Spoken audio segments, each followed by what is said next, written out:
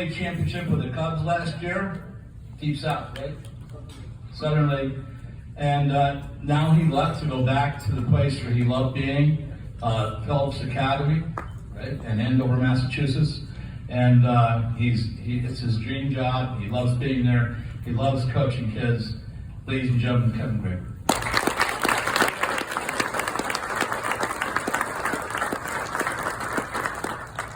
Thanks, Rennie. Shortly after I was received a phone call to be inducted into the New York State Baseball Hall of Fame, my wife Tina and I had lunch with Rennie at the recovery room. My new best friend, everything you do for baseball in New York State, and this reception and the opportunity to honor us and our family and friends, just thank you so much, Rennie. You're amazing. When my father passed away at his burial, it was a military burial because he served in the Army in the Korean War. And at a military burial, they have members of the Army come and they play taps on a bugle. You know the song, right? And as they were playing taps, there was a hawk circling overhead. Mm-hmm. And my wife whispered in my ear and she said, "That's your father." And I said, "My father's not a bird." So fast forward to 2022, I was managing the Chicago Cubs AA affiliate, the Tennessee Smokies, in the Southern League. And they hadn't won a championship in 45 years. The last year they won a championship was 1978, and the manager was Tony La Russa. So we ended up winning the second half. We made it into the playoffs. We swept Chattanooga in the first round, and we were up 2-0 on Pensacola, playing at Pensacola. And I was a little bit nervous. I wanted to wrap this thing up. The Tennessee Smokies, they had called the Chokies because of the tragic losses they had in the playoffs. So I'm like, we got to get this done. So sure enough, we're in the championship game at Pensacola, packed house, 8,000 fans. First pitch is about to be thrown, and I look up in the sky and I see a hawk circling overhead. And I was like, oh man, we're gonna win. And we did. We won 12-1. So it was a big deal.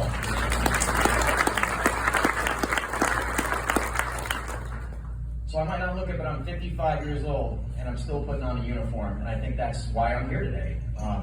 All my friends I grew up playing baseball with,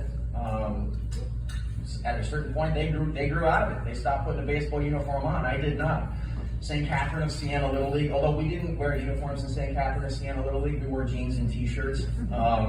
National League, I played for Trading Ports Supermarket. Central Babe Ruth, I played for Albany Asphalt. Christian Brothers Academy, right down the road in my hometown, Albany, New York. We won a state championship in 1986.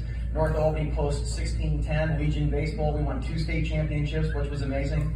I played at Winthrop University College Baseball. I played at the College of St. Rose, RIP, College of St. Rose. I played for the Schenectady Mohawks. I'm in the Amsterdam Mohawks Baseball Hall of Fame as well. I played for Heflin's Builders in the Albany Twilight League. I managed the Electric City Giants in the Mountains Collegiate Baseball League. I played for the Pine Rivers Rapids in Australia.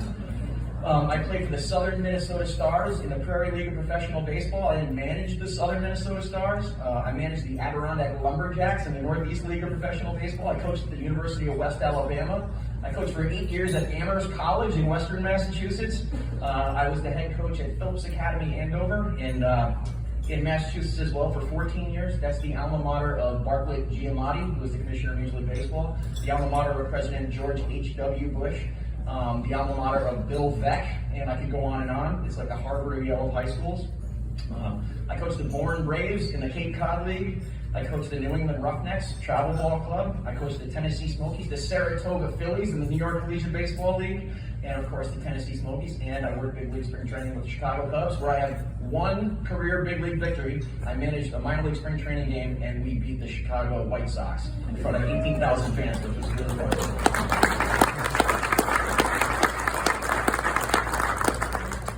It's been a really long road though, as you can tell, and there's some crazy stories along the way. The craziest was when I was a senior in college at the College of St. Rose in 1992. I was with my mom visiting her in her kitchen, and I said, "Mom, I do not feel well.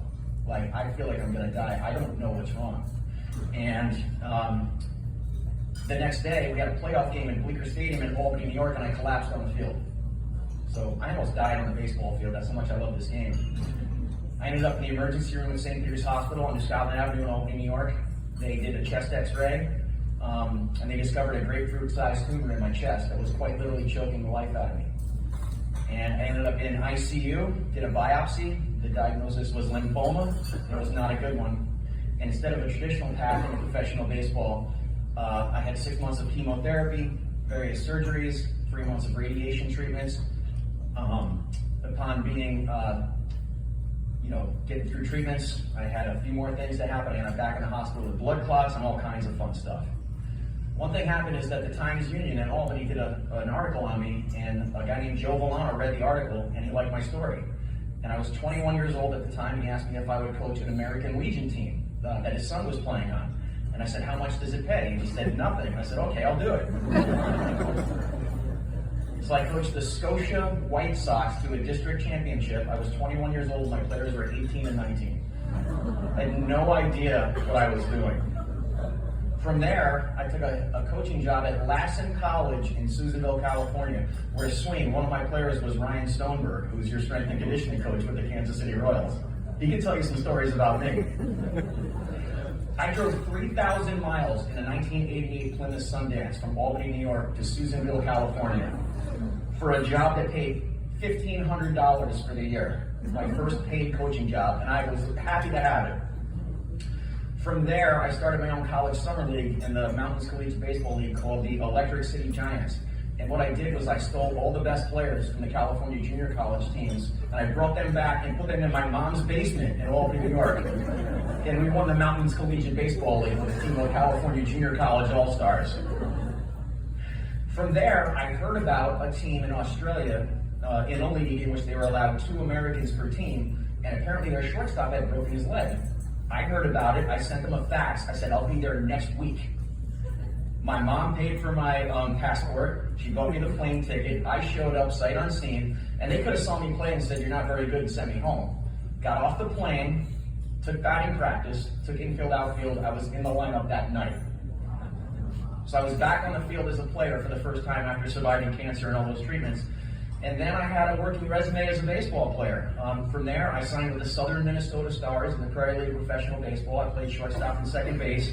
My teammates included Greg Olson, who was a catcher for the Atlanta Braves during the Smoltz, Avery, and Glavine years. Our closer was Juan Berenguer, Sr. or Smoke. Learned a lot from those guys. The summer after I played for them, a little something reappeared on my chest x-ray, which is really unfortunate. I wasn't back to square one, but such that I was back in the hospital, had part of my rib cage removed, and I tried to play again the next year in spring training, and I just couldn't do it. So they asked me if I wanted to manage. I was the youngest manager in all of professional baseball at the age of 26, and we went on to win our division. We first ever playoff appearance for the Southern Minnesota Stars, which was quite an experience. From there, I got a promotion. I hired on to manage the Adirondack Lumberjacks in the Northeast League of Professional Baseball. My salary was $16,000 and I had benefits. I'm like, I'm going to do this forever. I couldn't believe my good fortune.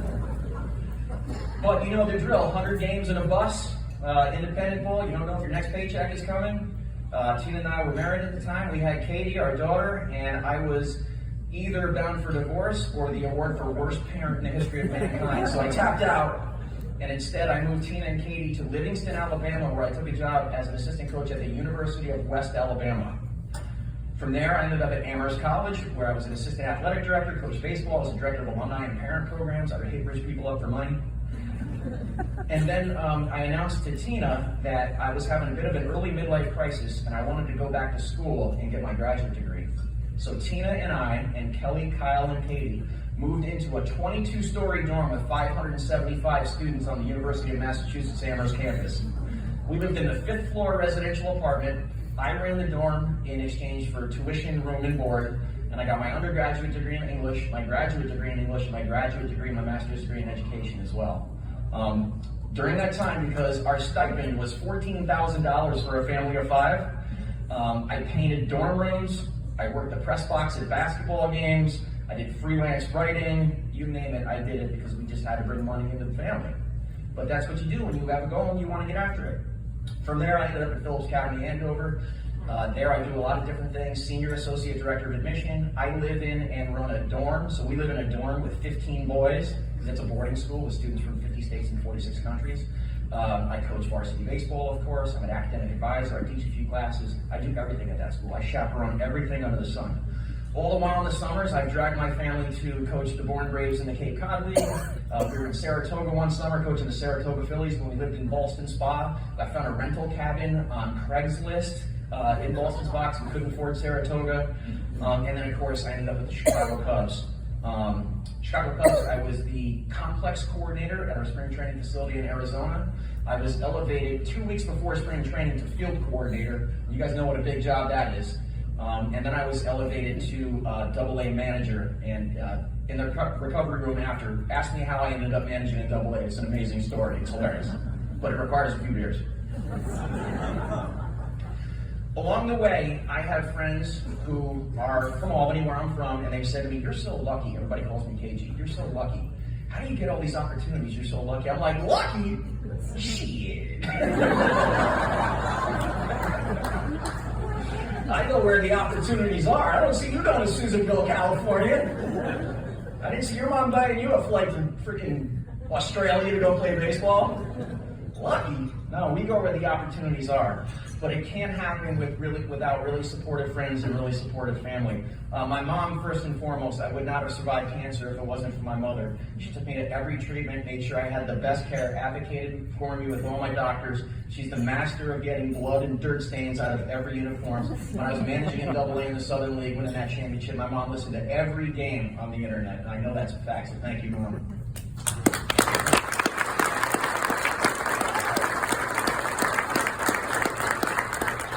My wife Tina, who's also from Albany. I mean, all the places I just mentioned, I drag Tina and my children with me. So Tina, love you so much. Thank you for that.